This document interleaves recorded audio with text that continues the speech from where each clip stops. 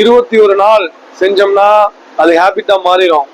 அதனாலதான் மாலை போடுறது 48 நாள் ஒரு மண்டலம். அது உடனே மண்டலம் போடுறது 2 விஷயம் தான். நம்ம சாமி இருக்கு இல்லைன்னா நம்ம சொல்லலாம். நம்மளை மீறிய சக்தி ஒண்ணு இருக்கு. வித்தால் நம்ம ஆடுவோம், அவ்வளவுதான். யாரை நம்புறோமோ இல்லையா அந்த பஞ்சபூதத்துக்கு நம்ம கட்டுப்பட்டு ஆகணும். நம்ம மீறியெல்லாம் நமக்கெல்லாம் ஒரு சக்தியும் கிடையாது. இந்த குளிர்ற மாதிரி இருக்கும். அது 5 மணிக்கு தான் நல்ல தூக்கம் வரும்.